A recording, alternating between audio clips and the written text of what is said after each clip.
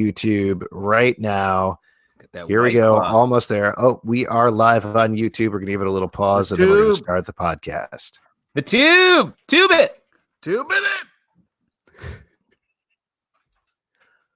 Welcome to Riverdale After Dark, a podcast about the CW's Riverdale that is twisted and talking backwards and hanging out in a red room, but more of a crimson room or some other descriptor. I'm Alex.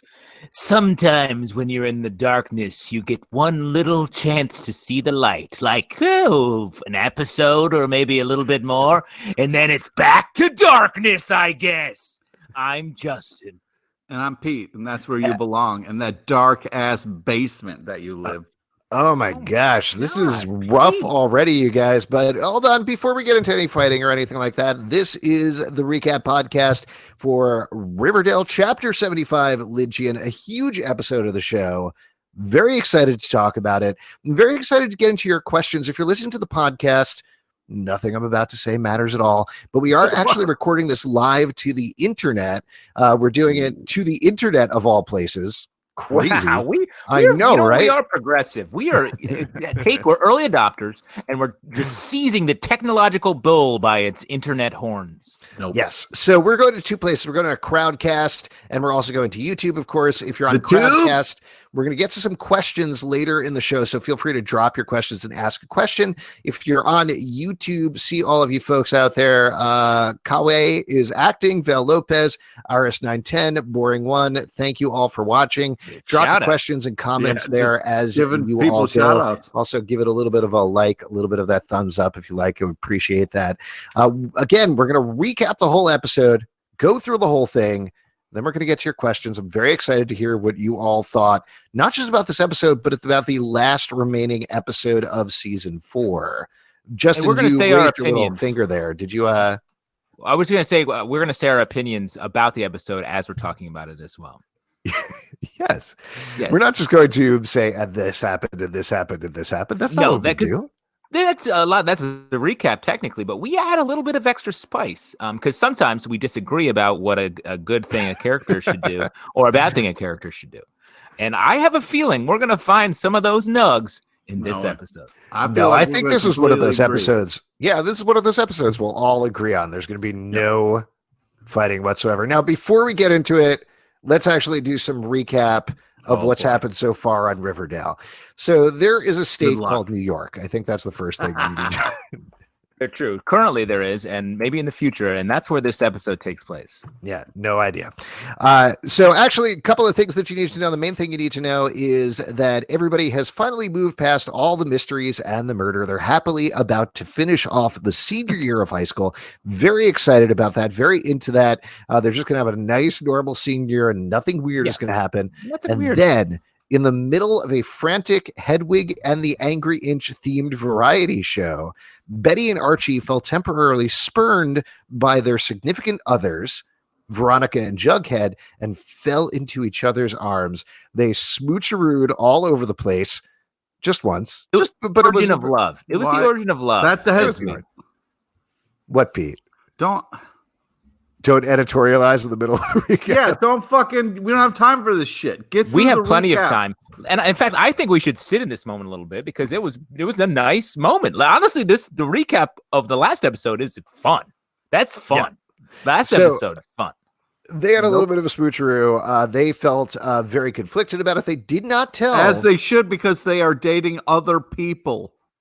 Sure. But sometimes you fall in love in the moment and then you never know what's going to happen. Oh, you think it's okay to just randomly fall in love with people while you're dating somebody else? You think that's cool? I think they're not married. I think that's how a lot of relationships. Hold on, this is getting out of control. Have you ever seen any play or movie? We're just recapping what happened previously. This is getting a little. You think that Shakespeare should have written Romeo and Rosalind because that's that's what I'm talking about. Maybe he would have gotten more popular if he did that. You know, popular. No, I think that play ended just right in both of their deaths. Yeah. I'm talking about that Bill Shakespeare getting a little bit more popular. Yeah, nice I little got you. glasses wag going on there, Pete. So that's my nod to Chris Farley doing that. I can't see so good. Is that Bill I thought that was Shakespeare over Willie there? Shakespeare when he was famously said, "I want to be popular." And Pete, just so you know, anytime you do anything, we know Chris Farley did it first, and you're impersonating it. Okay, great. So the recap. Let's get into the recap. So Betty and Archie kiss. They didn't tell their significant others about it. They felt awful about it very clearly, but also conflicted at the same time. Clearly, there were some feelings going on. And that is something that we deal with in a very big way this episode. Meanwhile, Jughead is dealing with, you guessed it, another mystery, specifically the voyeur mystery that's been popping around in the background. The entire season of Riverdale, somebody has been leaving weird VHS tapes on everybody's doorsteps, But as of the last episode, they moved further inside by moving outside, by which I mean Jughead found a tape of somebody in a Jughead mask being hit with a rock by somebody in a Betty Cooper mask.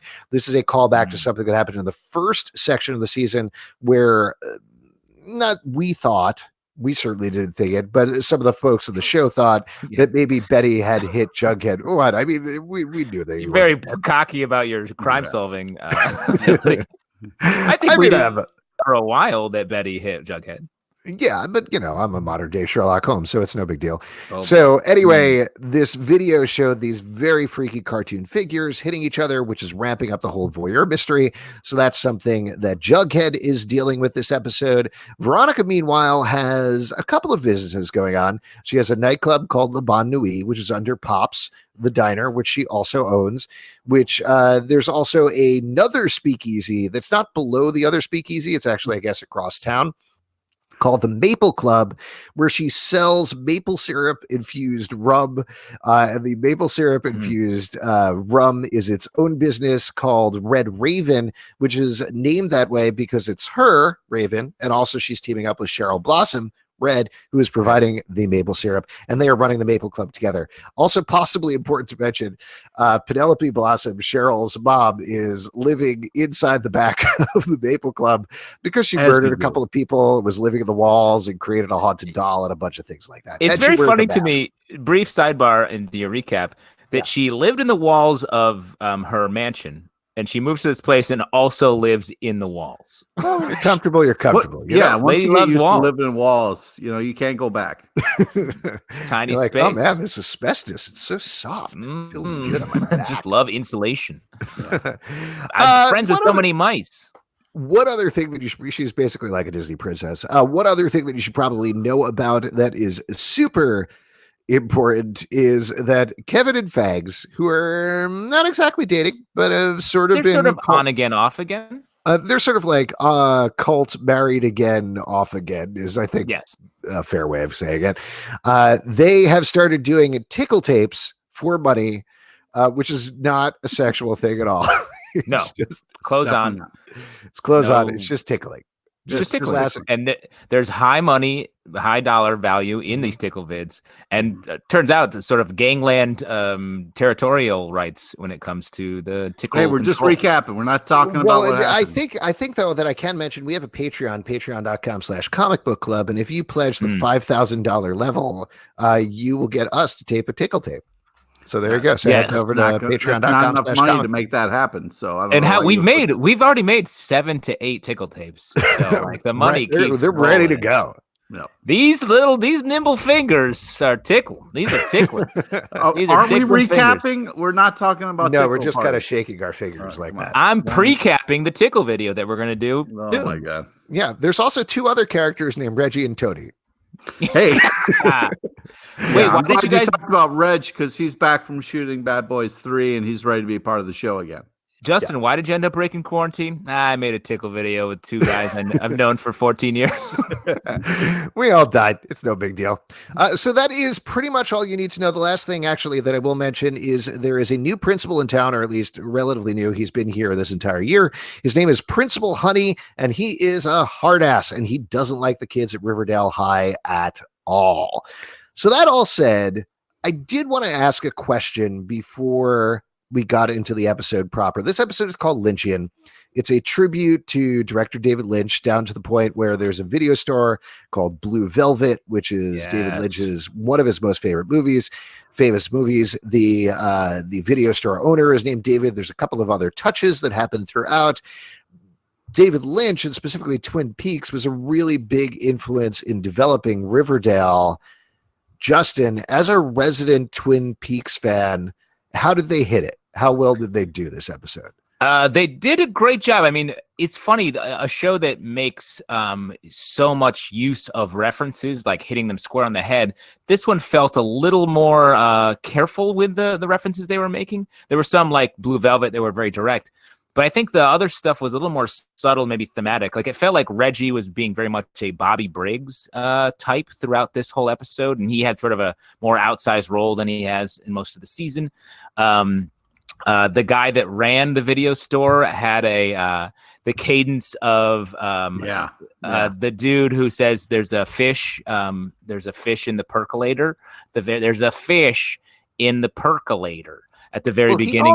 He kind of sounds like David Lynch as well. Yeah, right? Yes. And I think that's sort of all the same thing, but that's just that the way he spoke was so evocative of that one of the first moments at the beginning of Twin Peaks, Pete Martell. So yeah, I mean, I love Twin Peaks, especially, and David Lynch.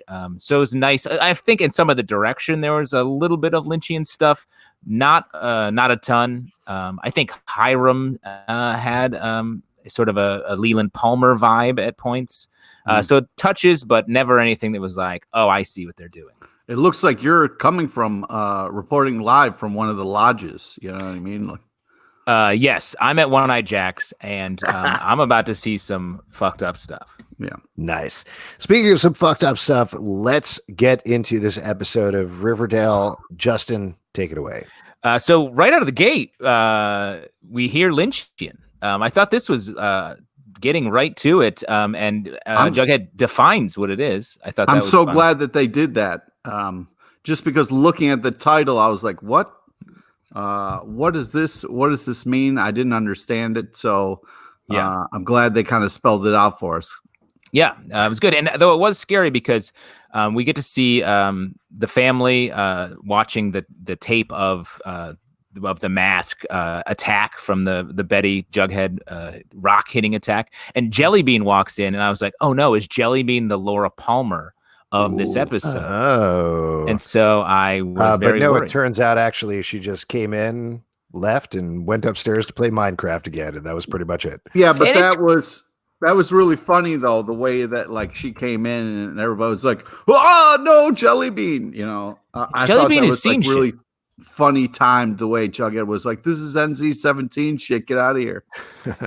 Wait, I have a question for you, just to step back. So Jughead says Lynchian, right? So David Lynch clearly exists in the universe of Riverdale. Did David Lynch make Twin Peaks in the universe of Riverdale? And if so, did Machen Amick, who stars as Alice on Riverdale, star in Twin Peaks? First off, let me say I'm completely comfortable with them. I feel like they feel comfortable enough to be like, yes, and of course Alice Cooper is the star of Twin Peaks, the Twin Peaks television show. They would do that, no problem. Yeah. But I do think they can't say Lynchian without all of David Lynch's oeuvre being a part of the Riverdale. Or maybe he went off in a different direction. Maybe he directed like a couple of movies, did The Straight Story, got hired to direct some Marvel movies, and now he's on like, Black Widow 2 or something like that. David Lynch's Transformers. Super good. Transformers, fucked up Tree of the Fallen. They're just always cars. They're never robots. They're just very slowly and ominously driving around town. Yeah. Anyway, sorry. So Jellybean comes in. They see the tape. Well, but what is the deal with Jelly? Is Jellybean going to have a role at all in this season/show? It feels like they make reference to her. They have no problem putting characters on the sidelines and never coming back to them. Why do we keep getting Jellybean popping up? Val Lopez actually over the YouTube comment says Jellybean must be secretly a ninja or PewDiePie or something. I would love that. I would love if she turns out to be like, has this whole other adventure going on on the side where she's a ninja or whatever. I think that would be fun. I'd be into that. Yeah, it is weird because when she came into the show, she was like almost a villain, really, with Jughead's mom. So it was like, she's just now become a regular teen. Well, I also don't know what they're going to do. I mean, there's a lot of questions about next season, not least of which what's going to happen in the world by the time that we get to next season. But what if they go to college? What is their function? If they do a time jump, as has been mentioned a couple of times, what is going to be her function there? I'm not 100% sure. And I'd kind of actually hate to lose her because I think Trinity Likens is a lot of fun on the show whenever she is allowed to come in and do something. So I hope they figure out something good for her to do going forward. Yeah, agreed. So we move in. Betty and Jughead are sort of hanging out, still doing their separate things. But I will say it was hard to see the two of them together. And Betty being like, you go do your thing. I'm maybe about to bail on you in this relationship. Well, what did you think? This was the scene where he said, hey, do you want to go solve a mystery with me? Yeah, and she was like, I lost my thanks. fucking shit here. Because Betty was like, oh, yeah, I don't want to be a part, get mixed up in your mystery. I was like, since fucking when, Betty? This whole episode, a lot of people were not acting like themselves. It was when Cheryl is the voice of reason. What the fuck is happening on your show? She doesn't want to solve a mystery. She wants to like get into a different hobby, like opening a boxing gym or something more fun than solving. Or maybe she just wants to hang out in the sex bunker and look. Is it the sex bunker, Pete, or is it the just friends bunker? What is it, Pete? It's the you shouldn't be alone together bunker. I always hang out underground with all of my best friends. Yeah. And I'm in my basement, so I'm setting the stage for the Tickle video down here because this is our bunker, our Tickle bunker. Well, I think, though, just to stay on this moment for a second, Betty saying she doesn't want to do the mystery. First of all, that should have been a huge indicator to Jughead because even if hold on, let me finish for a second. So even if she, in the past couple of episodes, has been on Jughead to finish school, to get through senior year, to survive this, which she talks about towards the end of the episode. And I think that makes a lot of sense, similar to how Ethel mentions it when we get to her in the episode where she's like, I'm just trying to literally survive high school and make it out of here alive, which is something that people say metaphorically about high school, but they mean it literally when they're talking about Riverdale. Yep. And I think, again, should have been a clear indicator to Jug, but I think what she's doing here gets to the root of what she is trying to figure out with Archie and Jughead in particular in this episode.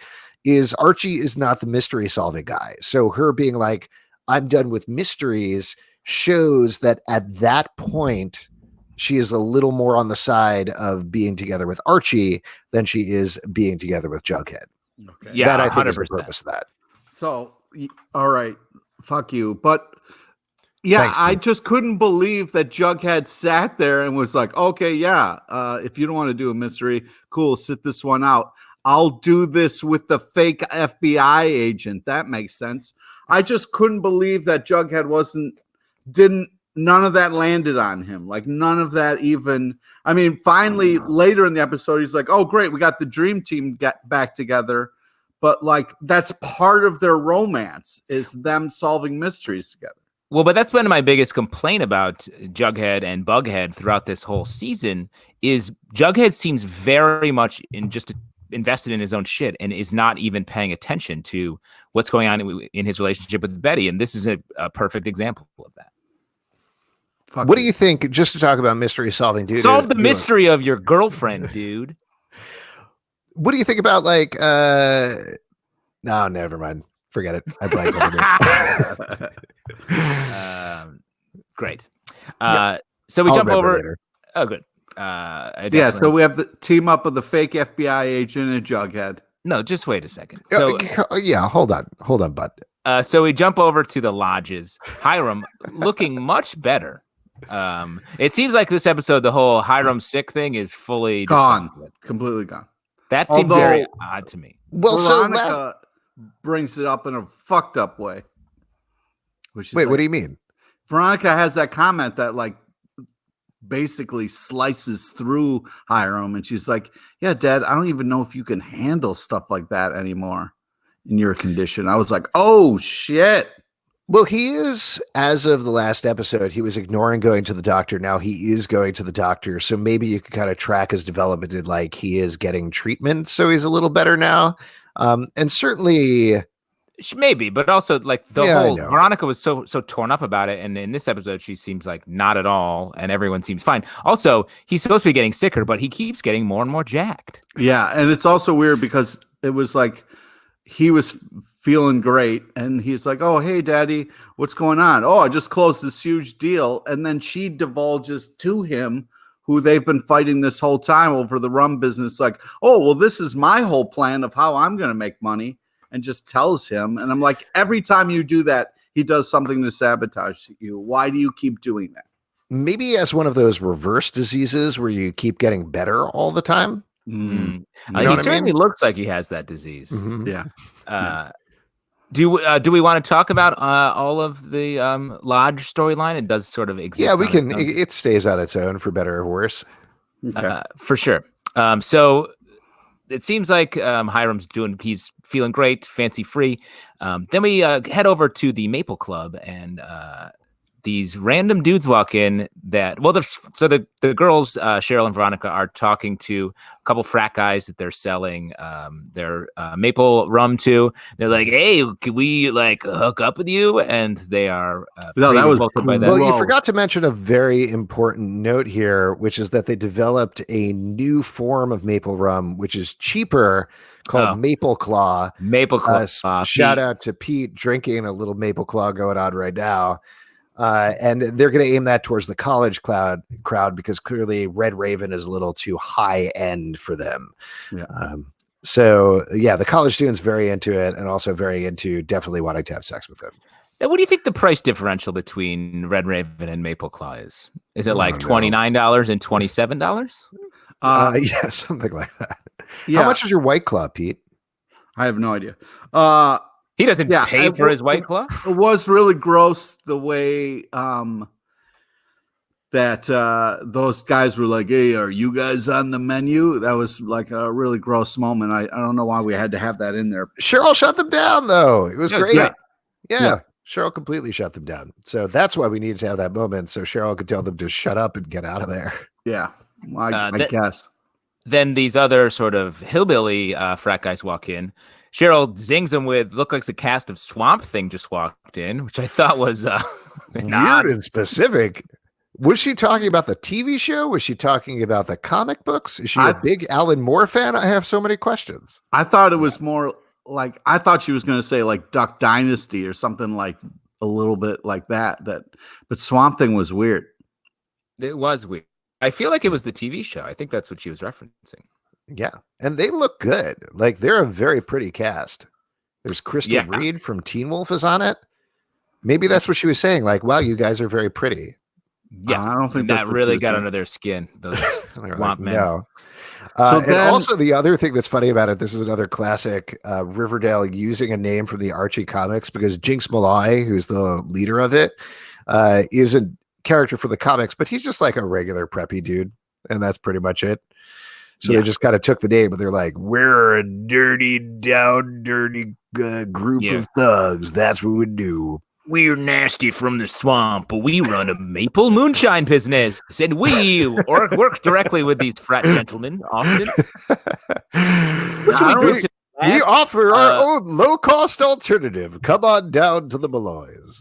Should we have a kegger, or should we have a kegger if we get some of that dirt moonshine from those scumbags? You guys want to do some Sudoku? I have some Sudokus here. I don't remember in college really wanting to get into the moonshine scene. Like, maybe things have changed, but like, I was surprised that like moonshine in college kids are super popular right now. Yeah, that was more of a Cornell thing. You Ithaca College people wouldn't understand it. Oh my God. This is interesting flex. Cornell, you're fucking all right. I'm not even gonna. I feel like Cornell would go buy moonshine from Ithaca's. 100%. I would head over to Pete's bathtub and just like take a scoop. Yeah. We used to mix booze in bathtubs in college. What purpose? You mix it with what? You mix it with filth? you're making so much booze, we would put it in a bathtub and mix it all together like a punch. Yeah. That's disgusting. Clean tub. Not possible. Clean tub? A college student with a clean tub. Mm-hmm. Okay. That classic college stereotype. Nice clean tub. How's your tub right now? Who's got a clean tub right now? Pete, you got a clean tub? Would you drink out of your tub right now? Nope. I would have to go clean it first before I would do something. You got a cleaner tub in college. That's what you're saying. I'm just saying I clean the tub. All right. Okay. Did you ever take a bath in it, in all the alcohol? No. That would. Okay. Yeah. That would. You just stick out a straw and you can sip it. Yeah. Try to drink your way out. Yeah, drink your way out of this bath. Yeah, because it's great. This is a little window into the college Pete's lifestyle. Yeah. Sam Carper over here says same, making PJ in the bathtub. I don't know what that means. I'm very curious what PJ is. Peter J. LePage is what that is. Yep. So these dudes show up, the Molloys. They're pissed. They have they are mad at Mapleclaw undercutting their business, and they threaten them. Mrs. Blossom, Penelope, casually wearing a mask in the background. That was a very funny shot. Just her in the background, sort of like peeking at her head like somebody out of moving shots, and then being like, well, I'm leaving, and just sort of backing away. It's just crazy that she's like, I'll hide my identity. I'll wear this terrifying mask in the background of places. I just want to say, speaking of funny moments, did you guys notice how the Red Claw or Maple Claw, whatever it was clearly in a plastic bottle, but they added Foley to make it sound like it was a glass bottle. It was plastic. It looked plastic, but they added like Foley sounds to make it look like it was glass. That was hysterical. Did you also notice that it wasn't thunder and lightning outside, but there was a guy with a big sheet of metal that was going right off the side, and there was a whole jug band. Pete's supernatural hearing coming into play. I just thought it was clearly a plastic container for this, and then they went out of their way to make it sound like it was glass. Hey, that's filmmaking, baby. That's what you got to do when you got a safe space. You don't want any glass breaking. So this is an interesting inside tidbit from behind the scenes on Riverdale. There are no actors there. They're all cardboard stand-ups. Wow. And then they just add the dialogue later. Yeah. Smart. Yeah. Ooh, sorry to keep interjecting with this, but Sam Carper says a PJ is vodka, fruit, and liquor in a big batch. I'll tell you vodka, fruit, and liquor? What is? Yeah, not liquor, fruit juice. Apparently, still drinking PJ. Wait, so it's just vodka, fruit juice, and fruit? Why you in a bathtub? I would not put fruit in a bathtub. I got to tell you. Come on, Alex. Haven't you ever made punch? Sometimes you put fruit in there, and there's certain fruit that like absorbs. No, but not like in a bathtub. I'm not going to put it in a bathtub. At Pete's college, they ate and drank everything out of the bathtub. It's cereal morning out of the bathtub, soup. Hey, who wants some clam chowder? Come to the bathroom. Big bathtubs full of eggs in the morning. Bathtub with sausage. Pete went to a pig college where he went to college and ate out of a trough. A real farm, real barnyard situation.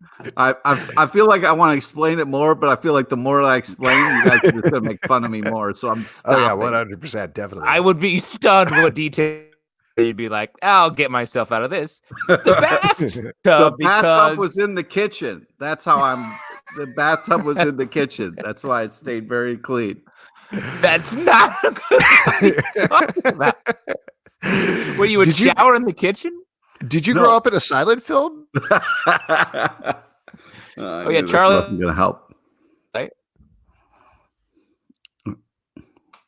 Oh wow! All right, let's keep going with Veronica's storyline. Keep plugging away here. Yes, we can, I guess. So Cheryl calls Veronica in the middle of the night to the Maple Club. It's been ruined. Blossom.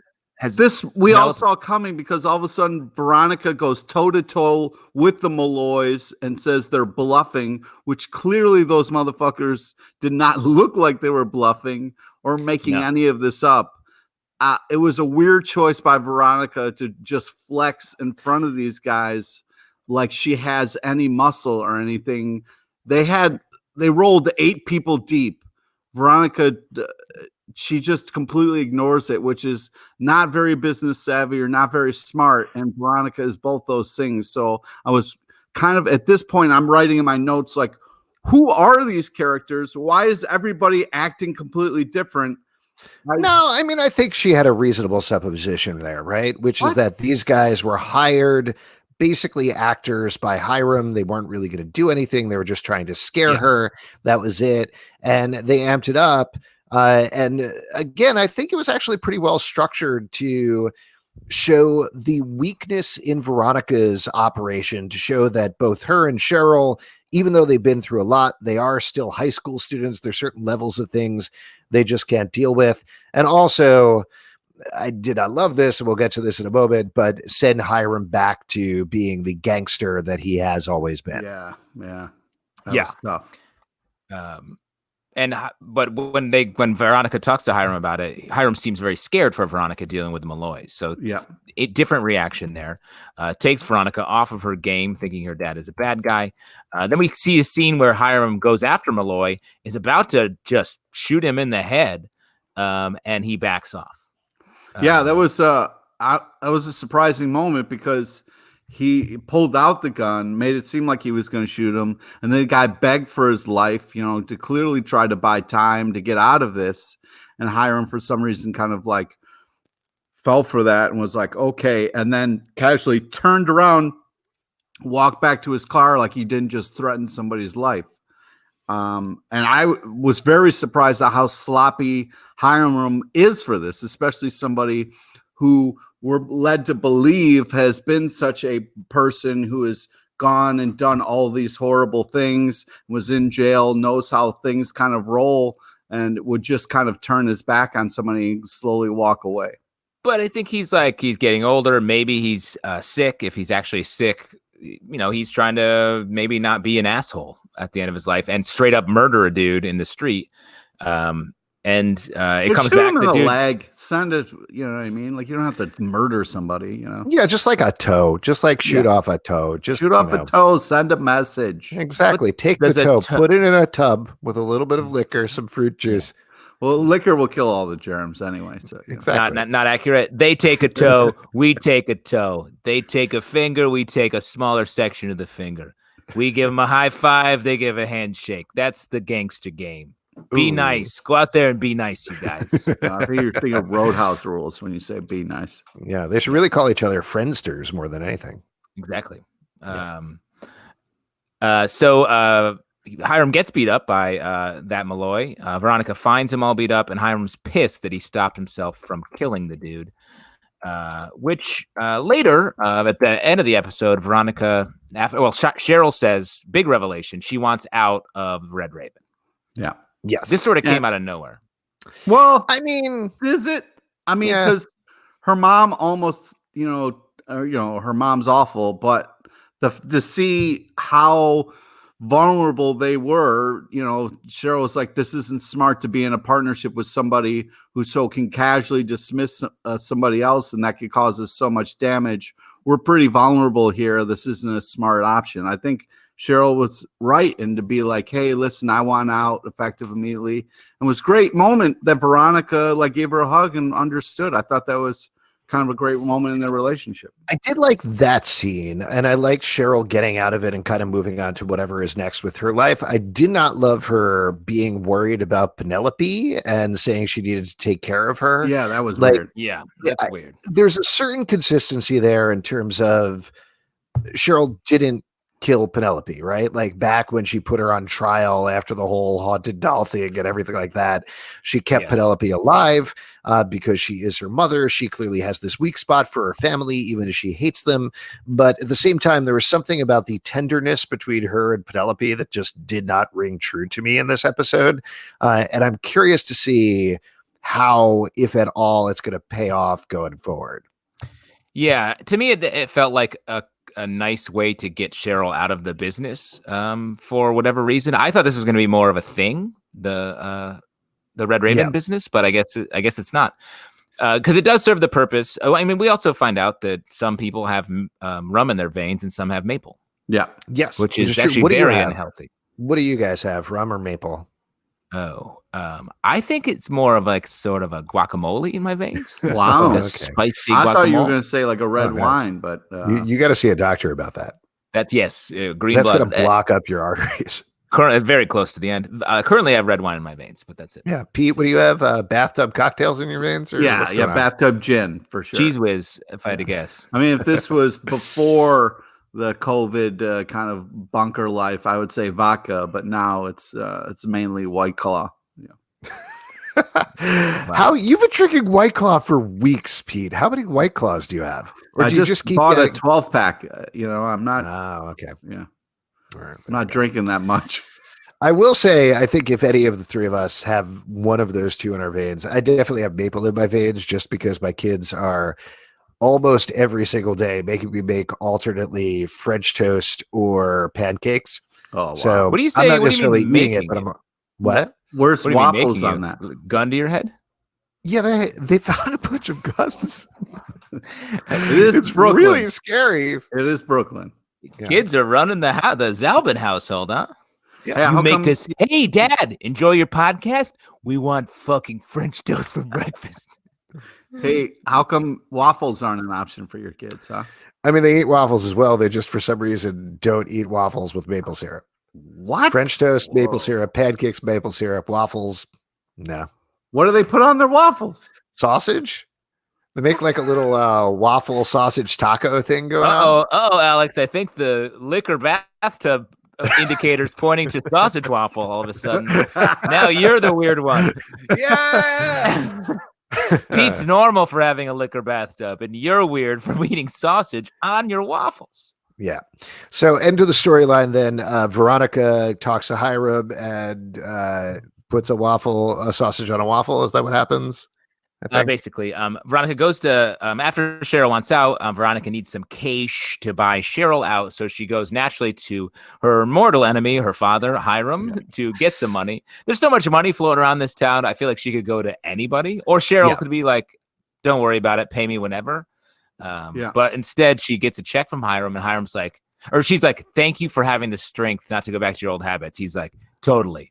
And then we see a cutaway scene, which I thought was very well done, of Hiram straight up murdering that dude in the street. But that to me is Hiram, like straight up lying to his daughter about what he does and how he handles business. I mean, I was surprised that Hiram was so much like, yeah, I was upset. He should have been upset about not how weak he was. They let that guy live. He should have been upset that he turned his back. And even the other Molloy was like, you don't turn your back on a Molloy. I mean, that's 101 if you're going to fucking be in the mob business. We also skipped over this a little bit, but Hiram gets very hurt by the Molloys. He gets bum rushed by them. The one place where his sickness does come in is when he's coming back from not killing the Molloy guy in the first place. He drops his keys, can't quite reach down and get them. And when he comes back up, they kick the shit out of him. And that's how I think Veronica finds him, right? So I think that's part of the sympathy thing is going on there.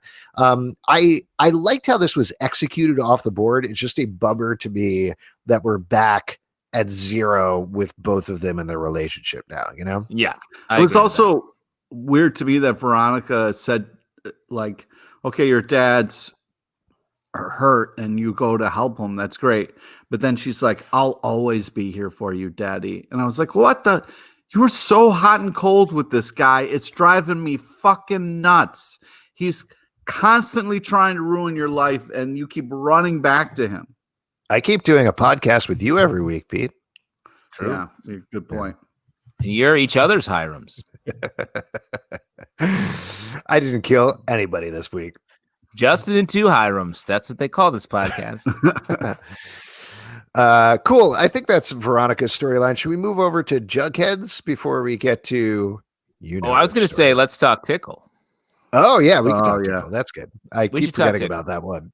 Don't never forget the Tickle. So we kick off the Tickle storyline where we are reminded that that's a thing, which I had completely forgotten about. Where Reggie sees Kevin and Fangs counting stacks of Tickle cash, and Reggie instantly wants in on the game. That was great. Yeah, it was fun. Yeah. Did you feel like did Charles Melton's like not even slowly but almost immediately slip into a Godfather voice as soon as he got into this storyline? Like he started talking like this a little bit. Yeah, there was definitely. It was pretty funny. I really liked though how like it was like there was a beat where it was like, okay, you want to know how we're making this money? Tickle parties. And then Reggie was like, I want in. And I liked the way that was like paced out. I thought it was really funny. This whole thing is ludicrous, and I cannot believe how this storyline built over the course of the episode. I mean, I'm glad we're done with it. It's just the funniest thing to me about the storyline is how at every opportunity they were like, it's not a big deal. This is not a sexual thing. Calm down. Really do. Just like 15 to 20 times throughout the episode, whenever they introduced it to somebody, they're like, I just want to clarify exactly what's going on. It was funny that Reggie's pitching it not individually to people, but just walks into a locker room and is like, all right, listen up, everybody.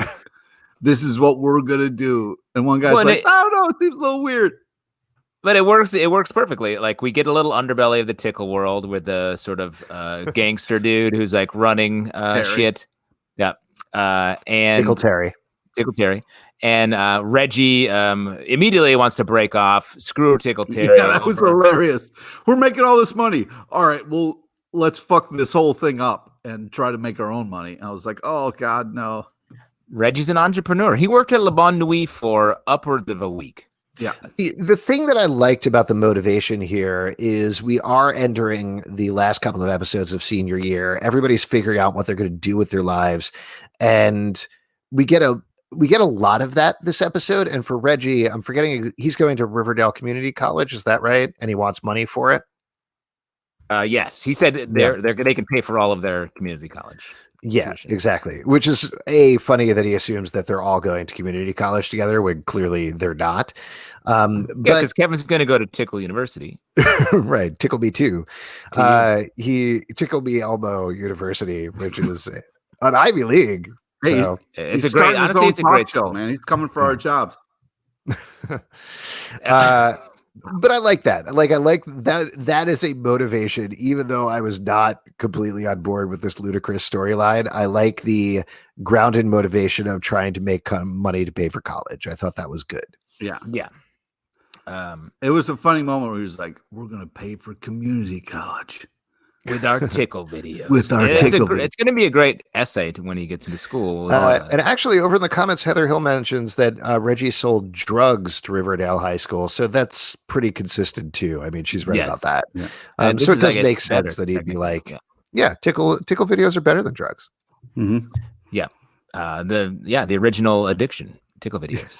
I also really like, after Reggie's first video, Terry was like, that was epic, great laugh, Reg. Yeah, great laugh, Reg. Oh my gosh. So because they want to break off, they force Kevin to go to the Tickle Boss to back out and throw the large-scale Tickle party with the football players and the Vixens. Toni on board wants to make some cash as well. Yeah. I mean, I was glad to see Toni. It was also bonkers to me that she was like, I'm on board immediately. Let's do this. Let's have everybody come into this room and just tickle the crap out of each other. Reggie, I love the lottery aspect to it as well. Yeah, that was fun. It's like a fight club. The third rule of Tickle Club is when your first night here, you get tickled. But I did like how Reggie was kind of like, oh, you don't want to make a buttload of money? I mean, the close-up on Charles Melton's face when he turns around and he realizes that Toni is changing her mind was also very funny. And she was great. Everybody was adorable and hilarious throughout this storyline. Again, even if the content is absolutely crazy. That's all. I don't know. Glad they all made a lot of money uploading their Tickle videos. What was the idea there? They uploaded the videos to like YouTube and they were monetizing them? Is that what was going on? Yeah, they put it behind a paywall, I believe. Oh, okay. Gave them a little taste, like some sort of other pornographic website, but for tickles. Oh yeah, like a Tickle Hub. Yeah, some sort of tickle tube. Yeah, you tickle any of these sites. I mean, we own all of these websites, obviously, sure, and whenever one of them becomes popular, we'll make our fortune. But I hope we don't cross $5,000 on patreon.com/comic book club. Oh my God. That's seed money for our Tickle empire. Yep. But the Tickle Gang, who we don't want to cross either, surrounds Kevin at the diner, a very public place. That was unbelievable. Like the whole thing of like threatening to be like, you'll never tickle again, like pulling his hands back, like that was so funny. Here's the thing. I'm just going to say this. You can tickle with your toes. Wow. Alex, speaking from no doubt experience. Yeah. Because you had all of your tickle fingers broken, right? You've just mangled. Just these claws. These also, claws. Nobody in Pops is noticing that Kev's getting tortured in the booth. Nobody cares. There are other people in every other booth for some other weird reason. Oh, and don't ever Google Tickle Toes Zalbin. Just side note. It's not what you think it is, and it's actually worse. Oh. So Reggie wants revenge on the near breaking of Kevin's tickle finger. So he invites them to the 5 seasons, which I thought this season it was the most Bobby Briggs of them all, if we're talking Lynchian here. With Reggie sort of threatening them by just having his friends show up, which it was sort of the end of the Tickle gangster portion of the story. But I feel like those guys have come back hard against them. And definitely. Horrible. Yeah. Derry threatened them on the way out. A weird note. I didn't 100% double check this, but I believe one of the guys in the Tickle gang was also the nanny who was briefly taking care of Juniper and Dagwood over at Thistle House, the one that Cheryl fired for no particular reason. I assume he's playing 2 different characters, but very weird if it's actually the same character. Why not? It's a small town. It's a small town. Yeah. It's a small town with multiple gangs and businesses and all-night nightclubs. You see the Babysitters Club in Riverdale goes hard, dude. They're monsters. Man. They're maniacs. That's fucked up. So beat the Tickle Gang technically, but face an even worse problem with Mr. Honey. He's tipped off to the Tickle Ring by we assume the rival gang. Bust their balls for wearing school-branded clothing because the Riverdale copyright is huge. Yeah, you can't do that. Can't do that. In uniform? Yeah. I know I say this almost every week, but I loved Kerr Smith in the scene who plays Mr. Honey. No. Just the excited bristling that was going on in his body when he knew he was going to be taking them down was just so palpable and so well done. Like he's such a evil asshole of a principal, and it's great. Like just you're always siding with the principal, Alex. You're square, you're narc. Shut him down. No prob for anybody. It bothers me how much you like the creepiest fucking character on the show. I mean, no, he's great. He's great. And I think by the end of the episode, we all learn that he's going to be the creepiest guy of all time. Well, we'll get. What's the name of the next episode? The last episode of the season. Alex? Killing Mr. Honey. Ooh, zing, Pete. Ooh. So the little sidebar before we get back to Mr. Honey. Fangs and Kevin are having a nice little chat. Fangs tells Kevin he's going to the University of Pittsburgh, and they talk about how maybe they could date because it's near where Kevin's going to school at Carnegie Mellon. And we had a little glimmer that Kevin may actually have a relationship that's good for him, and Kevangs may be a thing. Yep. Yeah. That's what we all call it. Kevangs. Kevangs. But what sucks is we all know because of Katie Keene that 5 years later Kevin's single again. So Is he, though? I don't think they mentioned that necessarily on Katie Keene. We know that he's working as the drama teacher at Riverdale High. We know that he tried to make it as an actor for a little bit, or playwright in New York and director, and it didn't work out for various abuse-related reasons, so he went back to Riverdale. But we don't know that he's not still together with Fangs, or that they didn't try it. Kavangs. So we'll see. Kavangs is our Bazinga. I'll make some shirts. Good. We end the storyline. Good. Definitely. Those are going to go crazy, those shirts. Yeah. We end the storyline with Mr. Honey going into a video store that we'll talk about in a little bit, and showing that he is, there's more going on with him than we've He's the creepiest. Before. He's maybe a creep, as Pete said. Yes. Or he could just be really wanting to rent a copy of The Water Boy or something like that. Some movie you'd like. Best friend's wedding? No, you don't get upset about the fucking creepy room in the back the way he did and not be a creep yourself. I don't know. Do you have The Butcher's Wife? I'm looking for sort of a early 90s magical romantic comedy or whatever. Yeah. Eat, Pray, Love. You have any copies of that? Eat, Pray, Love. I want something that's like Look Who's Talking, but like a sequel. Is there a sequel to that movie? Yeah. One also, like an also one. Yeah, one with like animals instead of the babies talking. Do you have any movies where a dog is allowed to play basketball because there's no rule against it? Okay. Anything like that? Can we get back on track, please? We're as close to the track as we've ever been. So yeah, let's jump over. Should we talk about Jughead and his totally separate from Betty nonsense that he's doing? Jughead decides he's on this videotape mystery. He wants Betty to do it. She's not having it. She's dealing with real shit in her life. So he goes to he just ditches her and goes to Charles, who's the same equal in his eyes, partner wise. And they are working late night. They're watching all these videos, try to figure out what's going on. When suddenly Jughead sees someone, he's like, "Oh, can I go handle this by myself?" We can't tell. I watched this back and forth 4 times, trying to find who it was, but they don't show you. And yeah, they don't. I tried to watch it too, like a bunch of times to see if I could tell. Yeah, I did love though that Charles is like, "Yeah, I'm in the FBI. Go take care of this yourself." Yeah. Also, I also liked how Jughead just kind of runs on popcorn. He's like, "Well, it's a tough job, but if you got popcorn, I'm into it." Yeah, he needs a better diet. I think we can all agree. And the person in the tape is Ethel.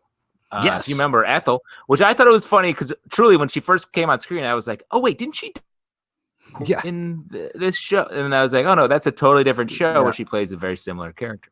Yeah, but she almost died on this show too, right? Well, yeah, she was in thrall to the Gargoyle King for a while, and then she eventually got out of it thanks to Betty when they were at the Sisters of the Quiet Mercy. And I don't think we've seen her since then. Like, basically, which has been a long time. Yeah, she got out of the Sisters of the Quiet Mercy and basically went to rehabilitate herself. I believe there was a mention of her getting better at the sanitarium where Polly still is. So clearly she's better. She's back in school. She's part of the AV club. It was nice seeing her again. I like Shannon Purser and I like Ethel. President of the AV club. What? She's the president of the AV club. Oh, yes. I'm so sorry. And I like her line, "I'm just trying to make it out of Riverdale in one piece." That felt very, very good and sort of owning the whole thing. Though I also feel like she could say, "The last town I lived in, I was murdered in this nether world that exists on the other side of the town. So I'm trying to get out of this town in one piece." Now this is then I had a whole Cyrano de Bergerac thing going on in an entire other thing where I romanced the guy from To All the Boys. Oh, Don't even worry about it. Pete knows what I'm talking about. Great movie. Great stuff. Romantic comedy, no doubt. We get Charles and Jughead had to figure out that, there's something to do. A filmmaker is behind this, perhaps. Someone who, where are they getting access to the video equipment that they're using? Because it seems like a sort of a large production. Yeah, he's saying that it's not a voyeur, it's a filmmaker, it's somebody. Yeah, it's a cinephile, he says. Yes, it's somebody who's trying to create their own movies. And I think he calls out, what was it? Not not Wim Wenders, guy. Oh my gosh, guy who directed Psycho, who directed the remake of Psycho. He calls it out. No, I'll look it up. Don't worry about it. The guy who directed the remake of there was a shot-for-shot remake of Psycho, and it was directed by Gus Van Sant. Gus Van Sant, that's who it was. So yeah, he calls that's out the one Gus with Van Vince Vaughn in it, isn't it? Yeah, and Anne Heche, right? Man, there's a movie that no one talks about that movie. No, except for Jughead, I guess, and you apparently. Yeah. So this creepy video store on the other side. Yeah. Nobody remembers that there is a creepy ass video store in town that just has VHS tapes, even though everybody's getting mailed VHS tapes. Nobody puts that together till now. We said this last episode that if you're looking for somebody who, wait, hold on. Sorry, I got distracted by something. We said this the last episode that like if you have somebody who's doing VHS tapes, look for who is buying 18,000 videotapes once a week, and then you'll figure out who it is. So of course they find it. It was also crazy to me that Jughead is not there every week. Like Jughead 100% would be best friends with David, the owner of Blue Velvet. Especially, he goes in, he drops an Eraserhead reference. Like it's all this whole thing I thought was very cool. And I like that they set up this place. It's clearly going to come back as it does in this episode and maybe again down the line. Oh, it definitely will. Because that's where Mr. Honey rolls. Yes, Mr. Honey rolls, as he's known. Charles feels like he's trying to go after Ethel for this. And later on, we find out that Charles has gone rogue, bailed on Jughead, and they find a tape at Ethel's. It happens to be the sex tape that was recorded by the Stonies between Betty and Jughead. Yeah, Ponytail Playmate. That's what it's called. Yeah. There you go. There you go. And I do think that we find out there's the Scarlet Suite, a secret back door area of this video store, which is even odder. And I love that how Ethel's like, I rented this tape. I didn't know I've had a crush on for so long, and I just watched casually, and I turned it off right when you came out and started having sex with someone. Right. I only watched it for another 10 to 15 minutes several times, and that was it. No more than that. Yeah. Yeah. I was super bummed that the sex tape came up again, honestly. Like I love the fact that it was destroyed. We got past it. I understand why it was in here and why it was in this episode. And, Brett made a copy and all of that makes sense to me. But I kind of wanted, like, it felt so definitive when Jughead destroyed the tape. To bring it back again feels like it could be this recurring thing that just keeps coming back and coming back and coming back. And I would prefer that it doesn't personally. Well, but I think it's interesting how much they reference this in this episode. It makes me think they're keeping them sort of afloat in the show because maybe we're going to hear more from them. You mean from Brett and the Stonewall Gang? Yeah. I hope not. Yeah, I call them the Stones. I mean, they're still out there. So, and I love a good villain team up type thing. So I'd be happy to see them again. This show loves a villain team up, as we learned last season and basically every season before this. So, here's a good theory. I just want to read this one from Vale Lopez. Maybe the Scarlet Suite is secretly run by Penelope. After all, everything goes back to the Blossoms. That would make a lot of sense with the color and everything. Scarlet, yeah. And good maybe theory. Why Penelope is trying to break Cheryl off from Veronica, isolate her so she can be part of whatever crazy plan she has. Yeah. Let's talk about the end of the episode. I think it might make sense to do that here because we saw the tape again at the beginning, which was horrifying. At the end of the episode, Cheryl gets a tape. Bughead gets back together. They're on the case. We'll talk about what happens with Betty earlier. They go to and everyone's terrified. And the tape is like situation, and it's Jason being killed right on camera, which was also terrifying. Yes. Yeah. It's crazy that somebody made these masks of everybody in Riverdale. Now, let me ask you this. It's hard to tell in the video. It looks like tied down and then the person actually gets shot. It's actual snuff film. Right? I think this sort of made me recontextualize what was going on in the Jughead thing, because my initial impression of the video that we saw the last episode was that was people play acting as Jughead and Betty. And, they were pretending to get hit by a rock, and that's what was going on. Here, it felt like, now that we saw Jason getting shot, of course that can get faked, but it seems more reasonable to me that the person who was playing Jughead the last episode was killed by the person dressed as Betty, particularly because they were tied there as well. Yeah. So last episode, person tied down, they get hit by a rock, potentially killed. This episode, person tied down to a chair, potentially shot in the head, just as Jason Blossom would. So I don't know what the goal is, but it certainly seems like there's some sort of murder cult about everything that's going on in Riverdale at the current time. Yes. And I guess we can talk about our theories for that after we talk about this other storyline, which was about a relationship. Yeah. Let's just skip by that and just get to everybody's questions. Right, Pete? Right, nope. Pete? Nothing important happened to the Betty Archie storyline? Come on. You must be happy here, Pete, right? Justin. You must be happy about what we're back to the beginning of the episode. Let's walk through this shit. You must be happy you only had to be sad for a very short amount of time. What are you fucking talking about? They dragged this out for like 3 fucking episodes, man. It was like 1 and maybe a half episode. That's nothing. No, it was at least 2 half episodes before. 2 halves is 1 whole. 2 halves is 1 whole. All right, yeah, that's some quick math you did there, sure. But it still interrupted a whole episode. So I don't want to interrupt too much. Justin, did you do that math in your head, or do you have like a program on your computer, or what's going on?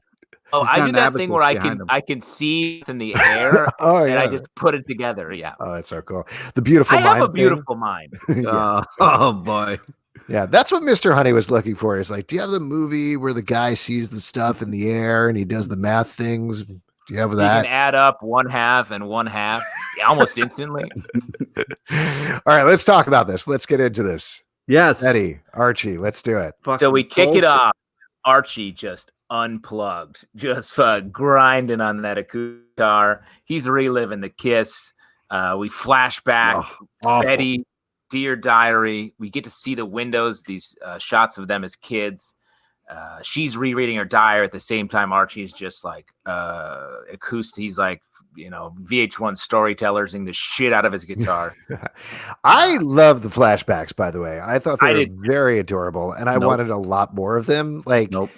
I probably, this is based on no information, but I would guess they probably, for like budget and having to keep child actors on set for a long period of time, they could have done a whole episode of it, but I wish they did, because those scenes were so sweet and so fun. And particularly when later on Betty's reading from her diary, and she mentions little Cheryl as well. I was like, oh man, I want to see little Cheryl. I want to see little Jughead, all of this.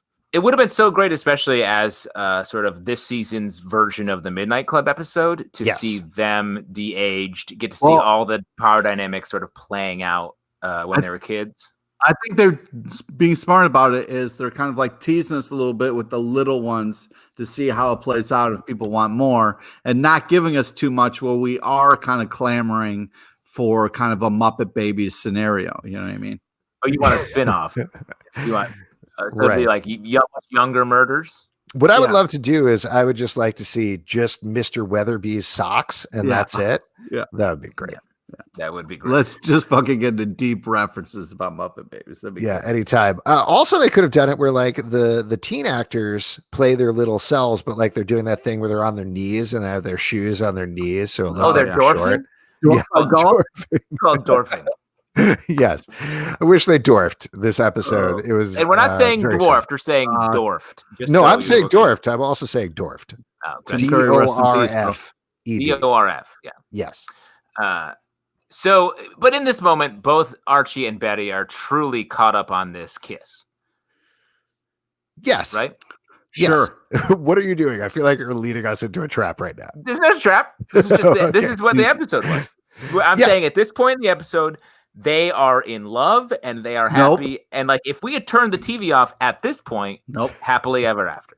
No, no, they're conflicted, man. Like, I think, I don't know. It's hard to talk about this individual thing without talking about the entire storyline and the way that it plays out. But I think this is just my like grand take on the whole storyline and how it played out. And I really did like how it played out. I feel like Betty and Archie clearly have feelings with each other. They can't stop thinking of each other at this point. Yeah.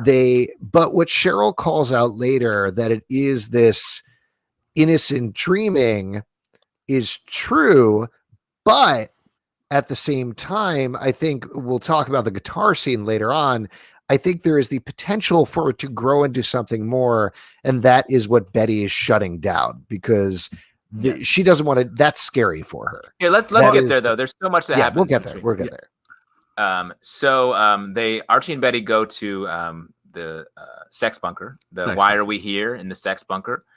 Because if you're in the sex bunker, you're either what? Having sex, leaving a dead body, or hiding from your murder. Yeah, hiding from the law, or somebody murder. Yes. But what was weird about this? Well, there was a lot of things weird about it, but the way this was shot was so creepy and weird. Like, they were just laying there on top of the bed. That was great. Just like fully clothed. Just it was like, and the light. I just was like, what? It was kind of like there was nothing romantic about it, which I was very happy about. And like, they were just kind of being like, we can't do anything. And then Archie is like, well, why are we here? And I was like, I don't know, Archie. Why are you here? You shouldn't be here. You should be anywhere else where there are people and not alone in a fucking sex bunker. Okay, Grandpa, but they have an issue and they are maybe falling in love with each other, so they're trying to figure it out. And I agree with you, though. This wasn't like a sexual scene in any way. There's so much guilt that they're feeling in this moment. Like, in this moment where they had this like amazing romantic thing that happened last episode. No, it wasn't amazing or romantic. It was just a thing that happened. I'm not saying it as a fan, a Archie stan here. I'm saying it is for the characters. It was a romantic thing. They sang a song called "The Origin of Love" and then kissed. That was a romantic thing. It was just a song. It could have been any song. It just happened to be "The Origin of Love."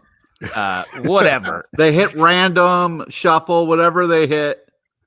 I'm just relax. I'm talking about it. This is aids your point of view. Yeah, it could have been it could have been Rock and Roll All Night, man. Like, it could have been literally any song. Yeah, it could have been any song.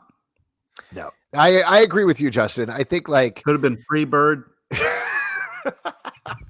Could have gone on for a really long time. They're clearly something, but there's two things that I want to say about this moment. The first thing I want to say about this moment is it's tough to contextualize this moment where they're lying on the bed without talking about the third flashback to little Betty and little Archie.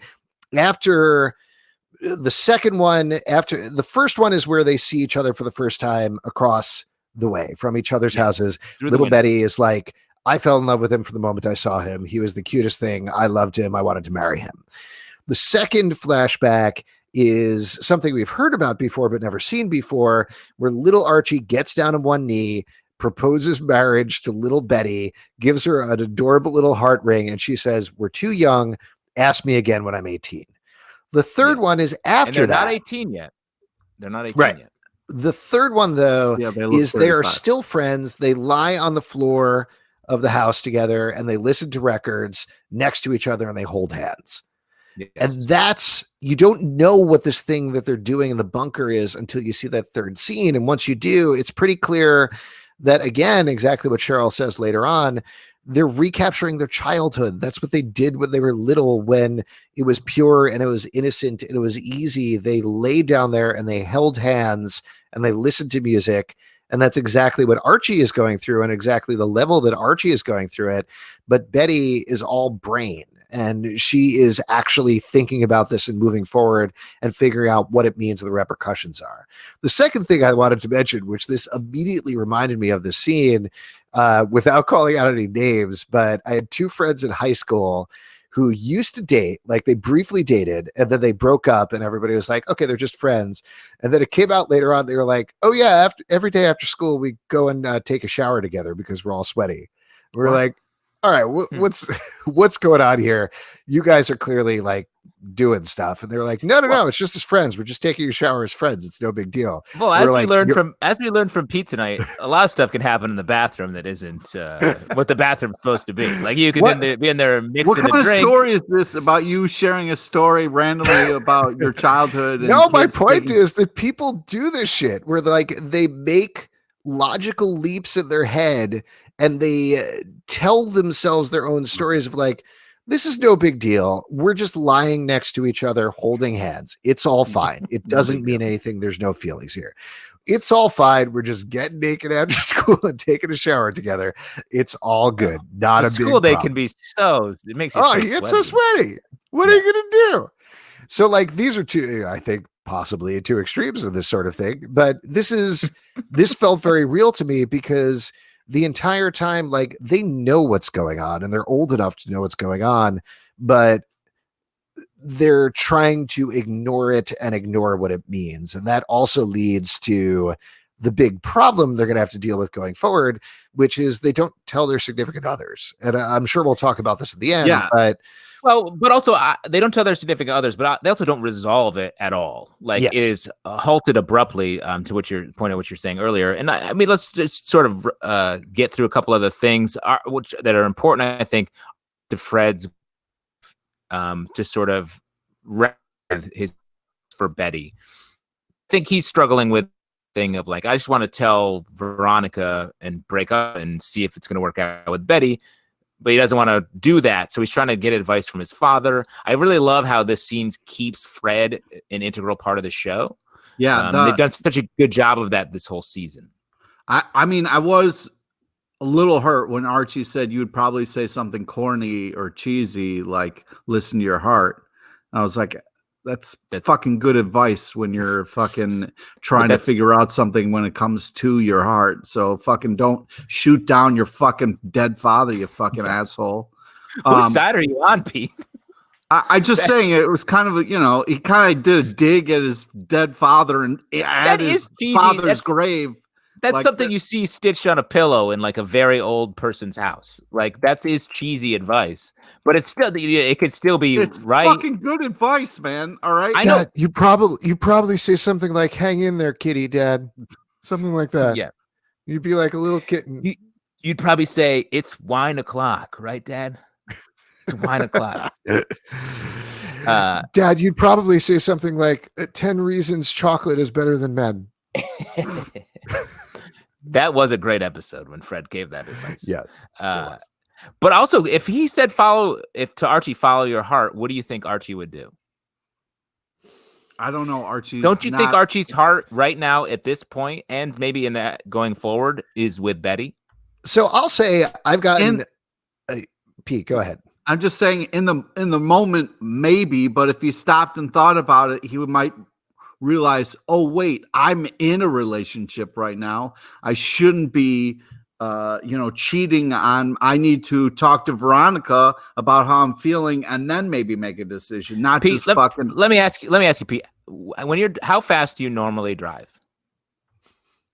It depends on what the fucking speed limit is, man. So you only hit the speed limit and never a fucking I'm 5 over all the time. 5 over. So you're not following the rules because you have something in you makes you want to go a little bit faster. No, that is following the rules. They give you 5. Well, when you're in high school, I feel like people give you don't have to go to jail if you kiss someone outside of your relationship. Sure, but when you don't go to jail for making out with people either, but or whatever. There isn't relationship jail, but you should be honest with your significant other. Of course, I'm not saying you should be, but you're so mad at everyone in this show because they're just doing something they're following their hearts, the advice that you like from Fred Andrews. That's what they did in the last episode. And that's what in this episode ostensibly drives Betty to follow her heart back to Jughead. So why are you mad, bro? I'm mad because Archie made out with Betty and they're not together, and they shouldn't be together. I know why. You don't have to re-explain why. Well, then don't fucking ask me stupid questions, bro. But I'm trying to say, like, I don't want to interrupt this. I don't want to interrupt this, but Pete, I really feel like this is a prime opportunity for you to plug the fact that you're hosting a new MTV2 show called Relationship Jail. Do you want to talk about it at all? Yeah, it's me and Gabrus. We're on MTV2. Great. Wow. It started at Spike, but then they realized Spike didn't exist anymore. Yes. And they're very close to being that MTV2 also does not exist. Right, exactly. And it's where everyone from has to date everyone from another jail, right, Pete? That's how it works. Yeah. Great show. I'm very excited to check it out. Betty is all heart.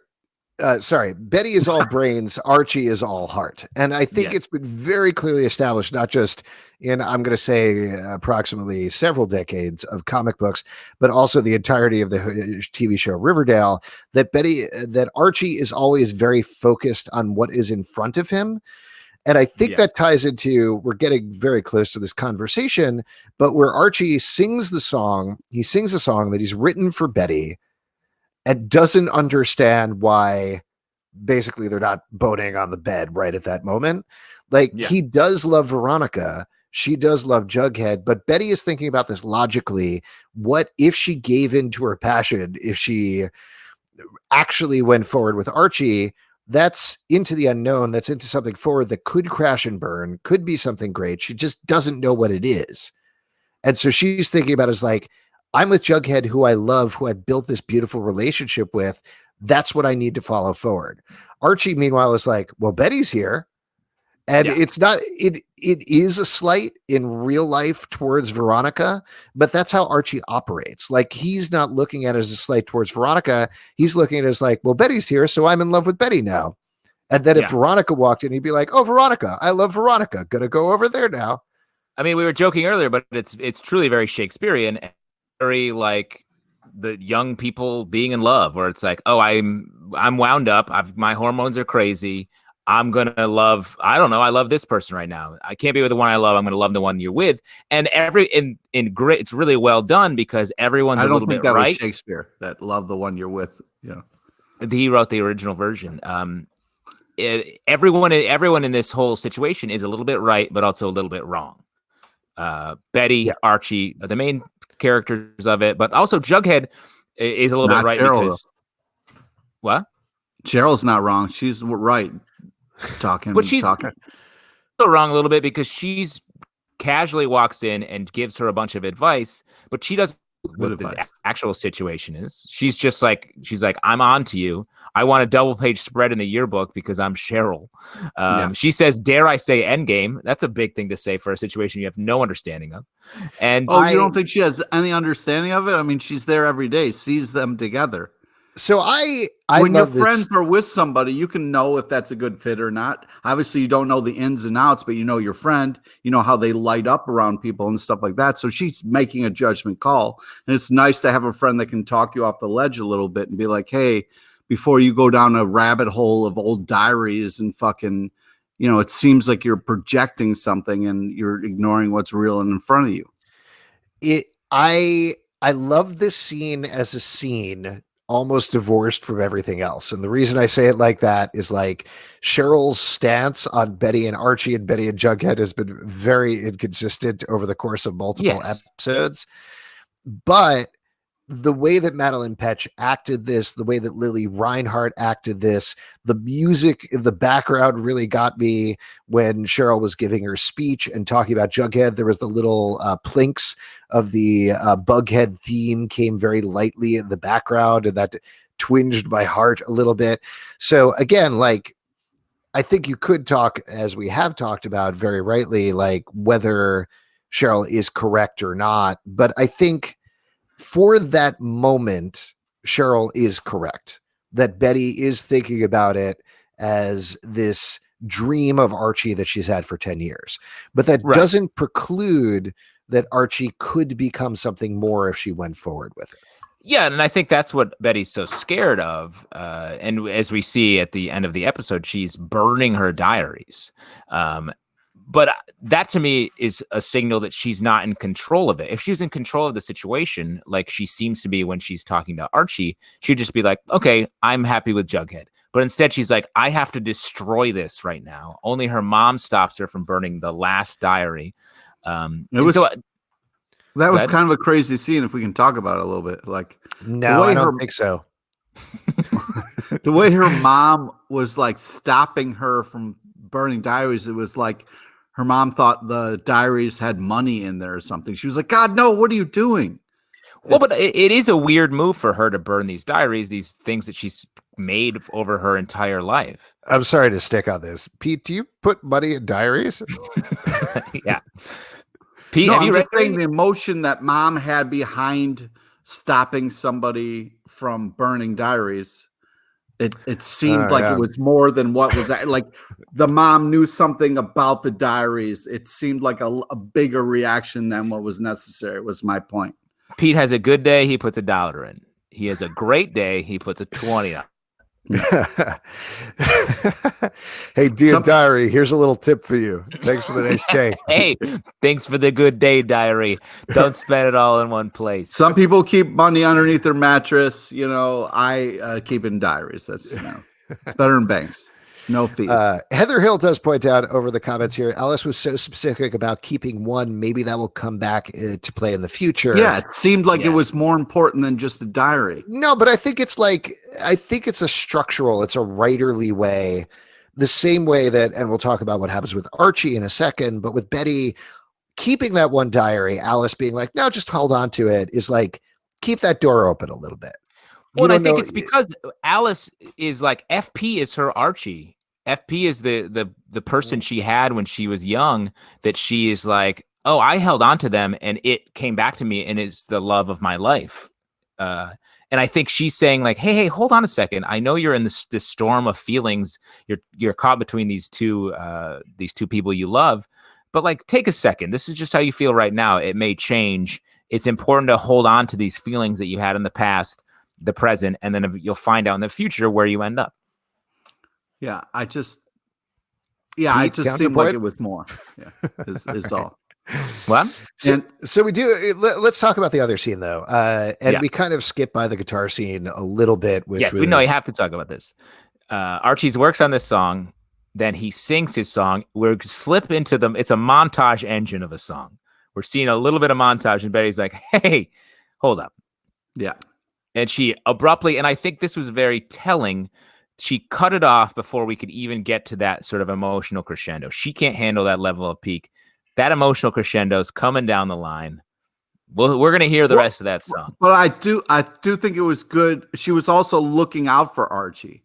She knows the song was emotional for Archie, that he wrote it for her. So he didn't want her to go him to go through this whole thing, and then she shuts him down anyway. No, so she was afraid what would happen if she heard that whole song. She'd be like, "I love you too, Archie. Let's do this." She was 100% like, "You're not that great at a singer or a guitar player. Stop now before you embarrass yourself."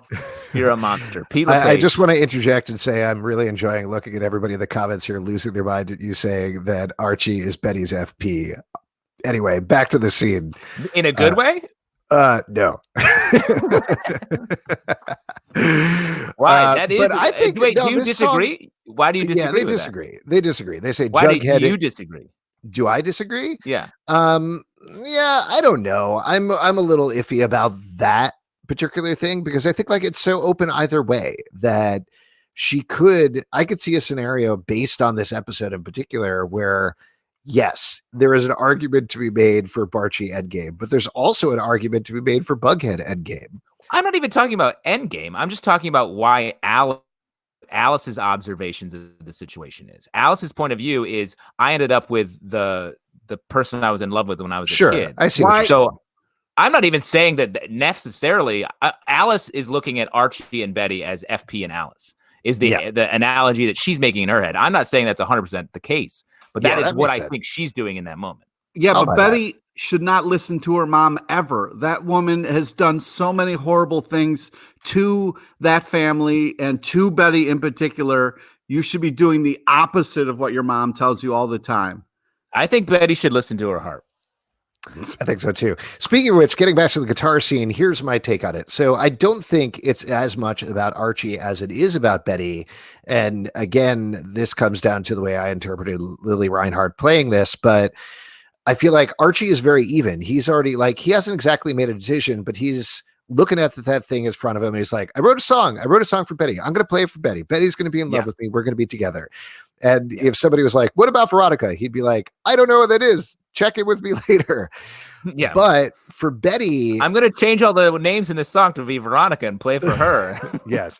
That moment, by the way, later on where Mary was like, oh, that's a really sweet song. I can't wait until you play that for Veronica. And he's like, yeah. He's like, it's just fun. funny. It was a fun moment. But I think that song is about Betty because you could see the way that she's playing it. She started, like, literally you could almost see her heart coming out of her chest and moving towards Archie before she figuratively grabs it and pulls it back in and says, no, stop. And she shuts it down and says, I can't do this. We can't do this. We love our others. She's reasoning through it. She's being the brain. She's not using her heart in the same way because she knows if they go forward with this, it's going to be a disaster. Like, even if they are in love and they're meant to be together, it's going to destroy Jughead and Veronica, who they love, and not just as significant others, but also as friends. And she doesn't want to do that. And I also think if she's being diabolical about it, she's like, in a couple months, we're all going to go our separate ways anyway, and then we'll see where the chips fall. So she's like, can't deal with this now. Let's wait. And that happens once this whole world is broken anyway, just by our lives changing. Amanda Hughes says Jarchie is endgame. I think that's right. Jughead and Archie. I mean, that's 100%. Yeah, I think that's the thing. So, like, Archie is going to change that song to singing about Jughead, and that's how the season's going to end. I don't know. Whoever Archie sings this song to, and he's like, I wrote a song for you, Veronica or Jughead. I feel like he's going to play this song and it's still going to have Betty in it, but he's going to be like, it's for you. I wrote this song for you. But real quick about this, a little bit about this scene. One more thing. So the whole thing with Betty putting an end to Archie for now. And then we cut to Archie and he's playing the song for his lamp. And it just made me think, like, you'll love this song, Lamp. You'll let me finish playing this song. Lamp is like, that was sweet. The song said Betty, though. Why did it say Lamp?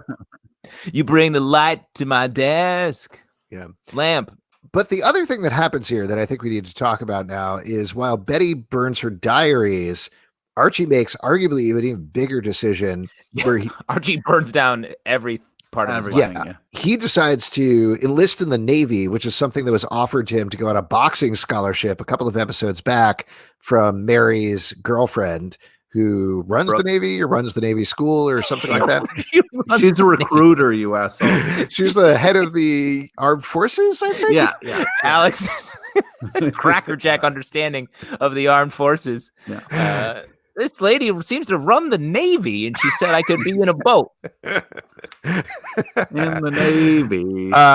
He's running away, like straight up. I can't make a decision. I'm going to go to the Navy. That's going to give me clarity. I'm going to be clear. I'm going to get orders from people 100%. Which is insane because what about the goddamn community center where you're running things and the kids and the whole community and your father's plaque and how you're doing this all for your dad? Like, that all just went out the window. Wait, do you hate Archie, Pete? Yes. Always? Why? Archie is following. You love Fred Andrews so much, and Archie is following his heart so hard. He does it to a fault every time. He's just like Fred Andrews. He's just like his father. Don't you dare! You can't love Fred Andrews. Fred Andrews, motherfucker. You can't love Fred. He's Fred trying Andrews to be. He'll get there hopefully someday. But right now, he's just a puppy. Anybody throws a stick, he's their best friend. That's called following your heart. It's following your stick. Pete, you need to follow your stick. Oh my God. There's a big difference between a stick and a heart, bro. Anything else we need to talk about here from the episode before we get to any questions? No, I mean, this it's such an interesting 1-2 punch last episode and this episode, because it was such a big revelation the last episode, a world-shattering thing, and then so quickly we're back to status quo with a couple asterisks next to Betty and Archie. Yeah, and also the way it ends with Mr. Honey just creepily being like, "Oh, this is probably for the best. If I don't have a place to kind of show the snuff films that I make because I'm a murderer, maybe I should give up on this and just focus on being a principal or something, like, yeah, most murderers are like, I'm going to concentrate on my day job. Yeah. Yeah, exactly.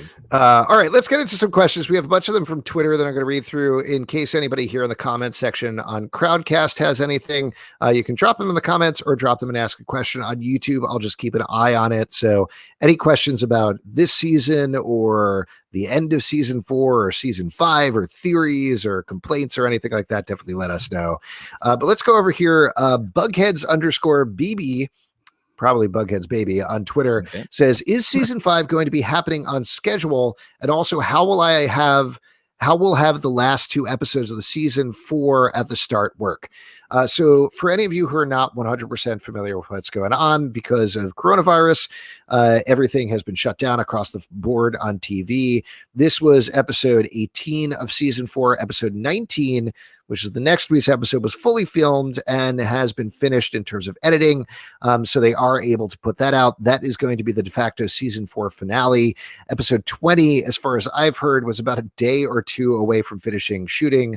That is the prom episode. And because they haven't finished it, of course, they can't broadcast that episode. So episode 420, 421, and 422, which are the last 3 episodes of the season, the last 2 were not filmed at all, but they were written, will be rolled in some way into season 5. And the answer there is we don't really know, because we don't know when production is going to resume on absolutely anything. The first word out, or the rough word, was they'll be part of season 5.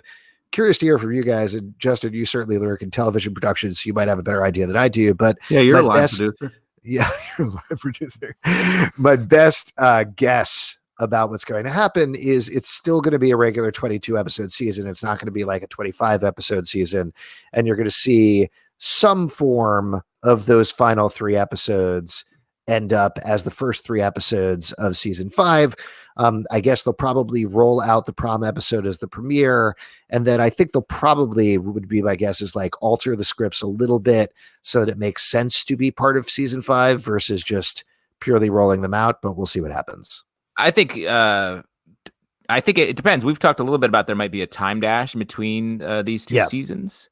If there's a time dash, I think they can just, we don't have to alter anything, because I feel like they're going to want to bring this season to its natural conclusion unless something, they're like, oh, let's actually change that because the world's changed in some way. From a production standpoint, if the third to last episode, the prom episode, is mostly shot budgetarily, that's part of this season. So I don't think that would knock an episode out of the episode order for next season. So I bet we'll get the 2 episodes and then a regular full season order from the show. Again, unless something changes where it's like, now there's no more money anywhere, which very well could be. And then on the other side of it, but production, like everybody wants production to start up. There, you see a ton of theories out there about how production will change going forward. And I think there are a lot of changes that could happen sort of quickly, make production start back up even in a world like we're in now. If there's a lot of testing, if much more like production teams sequester themselves a bit, and it's like, okay, we're sort of a family for the next 2 months, and we're going to shoot all these episodes like we are going to summer camp, and we're going to go on location and quarantine ourselves as a production unit, including the actors, everybody, and just not break contact. That could happen. We don't know. So there are ways where it could come back faster than we think. But as of now, I feel like we're going to be waiting, that full season break, that 9-month break or whatever it is, before we see more new episodes. Here's one from over on YouTube. Kabaya's is acting says, in light of the last 2 episodes, do you think Hiram was right about Archie not being good enough for Veronica? What do you think about that? Pete, you're giving a nod of the head, which is always an audio podcast. I'm not, as Justin pointed out, I'm not a huge fan of Archie, but Veronica's driving me crazy lately too. I don't think I've mentioned this before. I don't think Archie needs to figure out a little bit more about himself before he puts himself into relationships and hurts people, because he left Veronica high and dry, and that to me says you're not ready for a relationship and you don't deserve love. So you need to work on yourself a little bit, and then kind of, realize I need to, if I'm going to be with somebody, I have to care about that person and not just, that's a stick, I'm going to chase that. He needs to consider other people's feelings before he can move forward. Do you ship Starchy, Stick, and Archie? Yeah. By the way? Yeah, okay, I do. Good. Big fan. Okay, great. He wrote a song. What? He wrote a song for the Stick. Yeah, he beautiful. Did. Stick wouldn't let him play it though. Stick stopped him. Yeah. It's still. I'm in love Betty with Tree. Song. I'm still in love with Tree, said Stick. Yeah. Nikki Sussman over to YouTube says, do you think the other parents will follow suit with Skeet and Marisol and leave soon? I mean, the first thing about that, she also mentions time jump has been confirmed. I think Skeet gave an interview about that and said, yes, they are planning on jumping 5 years or so, though. I think given everything that's going on, they could change plan. They could change their minds. They are definitely writing season 5 now over Zoom or whatever. But we'll see what happens. And that's the other thing. Sorry, on the production calendar, because of what happened, they're getting a leap on the writing side of the season. So if things sort of spool back up, they may have more time, so they could hit the schedule because the episode's already be written. Yeah. But I think the time dash is sort of important. I think we need to move past, we want to see where everyone lands. I think we should just age them up so they just look more age appropriate to how they are. That's what the time jump is. Yeah. I'm just saying. Great. I'm a little concerned about the time jump, honestly. Like, I get the impulse to cut past college because that's always a problem area for every teen show, but I feel like part of the appeal of Riverdale is these teens are being insane. Like, they are too young to be doing this stuff, Well, let me throw it out to you. What if it's not a time dash past college, but past up to Christmas break or like the freshman year? Because there's no the season could be a compressed time where it's like they're not afraid to make crazy shit happen where no one goes back to college after half a semester or something. So I feel like it could be anything, but I do like the idea of getting out of this sort of dynamic that they've been in for these 4 seasons and seeing what shakes out of that. Yeah. This is a related question from over here on Crowdcast. Strushi says, will the time jump catch up to Katie Keene? I think if it is a 5-year time jump, yes, but I don't think that's the reason for doing it by any means. I don't think they're like, we got to catch up to Katie Keene because it'd be cool. It would be fine to have them in the same time period, but Katie Keene's future isn't 100% definite. I think it will probably be picked up, but I don't think they would base Riverdale plot decisions necessarily on that personally. Right. No, I think that's right. Yeah. What about our time jump? We're going to do a time jump too, right, guys? Yeah, but backwards. We're going to go back 10 years. Oh, wow. Great idea. Yeah. We kind of addressed this one. This is from Orner Bixrk on Twitter. So that Archie is going to the Naval Academy. Do you think he did that because Betty rejected him? I'd say yes. Or yes, definitely partially that. But I think it's also so he doesn't have to face Veronica and Betty and having to look at both of them in the school lounge or whatever is not something he's going to be good at. Yeah. And not because he feels necessarily guilty about what's happened, but I think he's like, which one do I love? Also, sorry, we didn't actually answer the question from Nikki about, do you think the other parents will follow suit with Skeet and Marisol and leave soon? I hope not. It depends on if the show, maybe the show changes enough where it's less about the parents. But how do you do the show without Alice? I feel like she's I could, of the parents, like this is nothing against Skeet and Marisol, who I think are both great, but Hiram and Alice make sense to me if they're doing a time jump and coming back to Riverdale. Like there's reasons for them to still be there, and Hermione and FP, I could see them leave. You know, like no, it sucks. I don't want to see them leave, but like Alice still has plenty of stuff to do. She could be running the news station. Hiram is doing whatever gangster stuff he's doing and business stuff he's doing. And Penelope left seasons ago, but she just keeps lurking around the set, hiding in walls. She's literally in the walls of the Riverdale set. Yeah. Cool. This is a long one from Jody on Twitter. I'm so confused why Mr. Honey is essentially the culprit with the tapes. Maybe it's the kids, but maybe this will be answered next episode or later. And I didn't quite get the Barchie storyline. Bughead stand here. It seems like it was just filler, and Barchie shippers are mad. Haha. Don't get me wrong. I love the young Archie and Betty flashbacks while Betty was reading her diaries, and seemed underwhelming when Betty just shut it down after Cheryl kind of knocked some sense in her. It's weird because to me, they really plotted Charles and Chick, the true hero of Riverdale. Thank you. Oh, come on. Now we know why you read that one. Truth. For the tapes. So I wonder what they're going to do with those characters too. So I think generally speaking, a lot of ground covered there. But let's talk about Mr. Honey and Charles and Chick and the tapes. What do you think is going to happen with the storyline at this point? I still think this episode really felt like Charles was throwing Jughead off his trail by pinning it on Ethel. So this episode made me definitely think it was Charles, and eventually Chick will be behind it all. For the same reason I've said in the past couple episodes, they're trying to get revenge on the town that wronged them both. No, we've had enough of Chick. Let's fucking... Wait, he hasn't even been in this. He was in one episode. Fucking Chick, man. I'm sick of it. But I really think that Mr. Honey was kind of revealed in this episode to be the big bad behind the VHS shit. So I think that's the way it's going to go. Do you know who I think is behind it? I think it's probably the farm.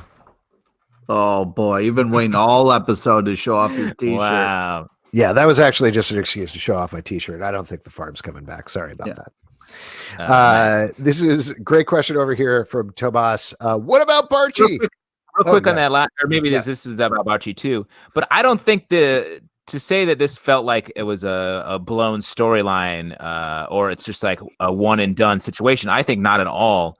I think it's going to be it's going to linger. There was a lot that happened here that's going to affect the rest of the show. Yeah, they got to keep playing with our fucking emotions.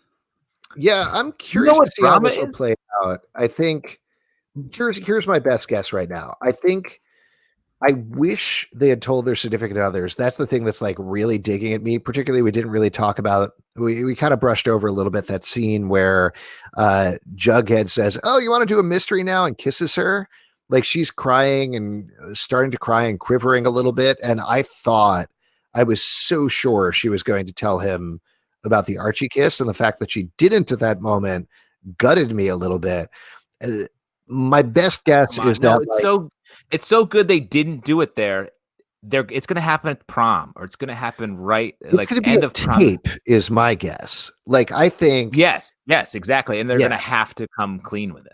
Yes, like it's building. We have 4 more episodes in the original story to play this out. When we watch next week's episode, we're not going to know what the final thing is. That's fine. We have to wait a little longer.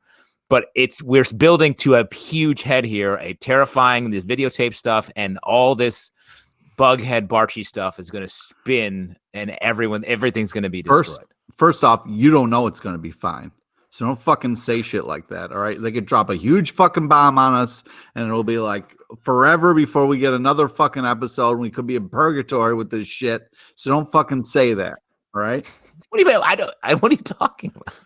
You're like, oh, it's going to be fine. You don't know that. You don't know what the next episode's going to have, what it's going to unveil, what kind of shit they're going to throw. Well, hold on. Let's jump ahead a little farther because a couple of people are asking the same question, but I'll read this one from Marie over on Crowdcast here. Do you guys think Archie and Betty will be together in the future, possibly after the time jump?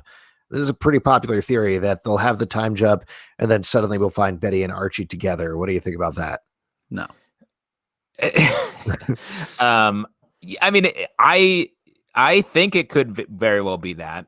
But also, I think it could be that Archie's coming back and he's the disruptor. Like if Archie truly does join the Navy and this season plays out where it's him leaving town, we get another Barchie moment at the end of the season, and then Archie leaves, time jump, and it's Archie coming back to Riverdale, like to Riverdale and back again, with maybe they're basing it on that. Then that will be the catalyst that sets everything spinning off again. Like, and maybe Bughead's still a thing, but I truly think, and I'm trying to be objective here, this season, there hasn't been a ton of true romance between Jughead and Betty. Here we fucking go again. I really mean that. Like, I know you mean it. You fucking say it every episode. But tell me the big romantic things that have happened between them. Did it seem romantic? How does he not sense that anything's going on with Betty when for days she's been like... Well, maybe he does, but maybe there's fucking people dying and all sorts of crazy shit happening in Riverdale, that he's dealing with also. So he's too busy to understand to be a good boyfriend, you're saying? No, I'm not. I'm trying to defend him. Let's move on to another topic for a second. Leonza Hunt on Twitter says, I was sad to see the end of Cheryl and Veronica's partnership. What do you think Cheryl is going to be up to now? Good question. I don't know. I thought it was interesting that we saw Penelope a couple times in this episode, and I think it's going to be more Cheryl Penelope stuff for the next couple episodes. Yeah.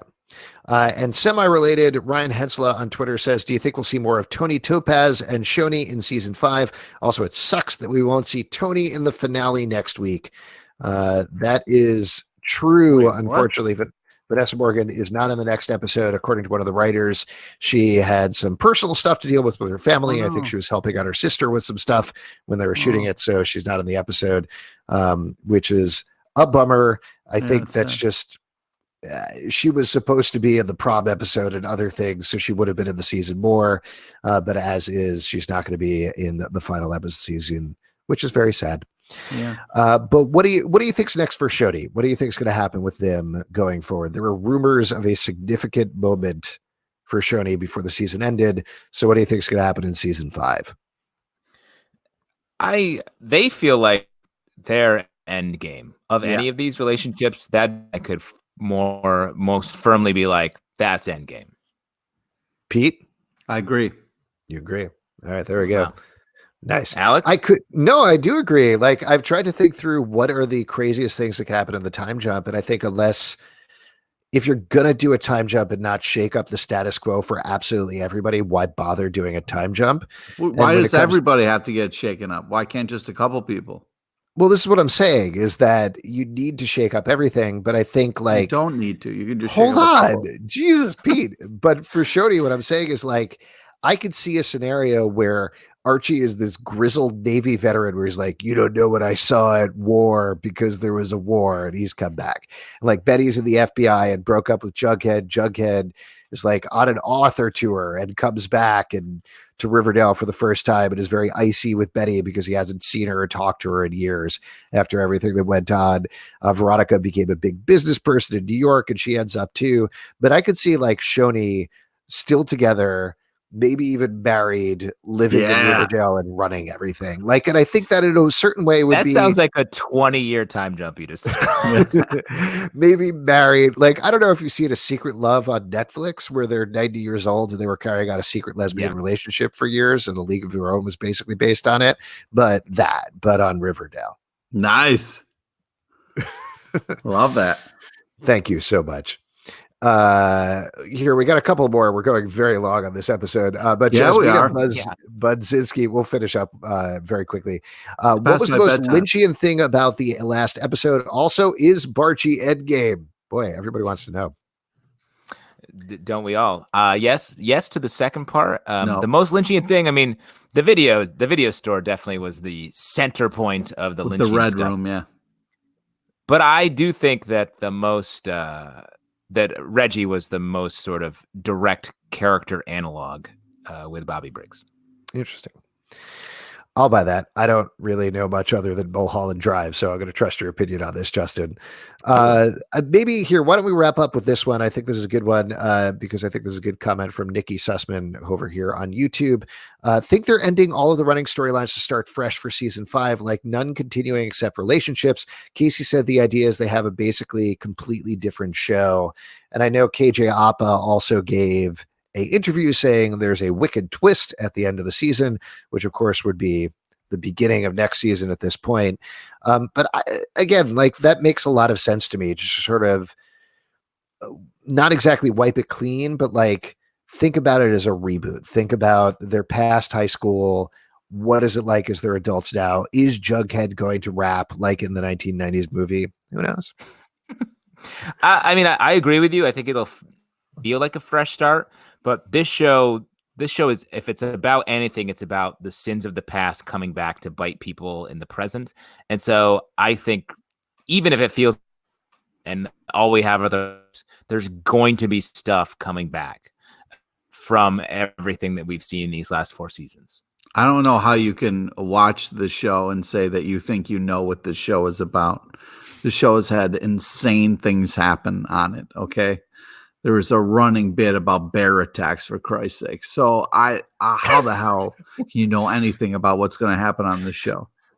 Pete, you sound like the guy that does like a midnight to 4 a.m. radio show at like the very end. He's like, listen, I know you called in because you have a comment, but I don't need to hear it from you. You don't know me.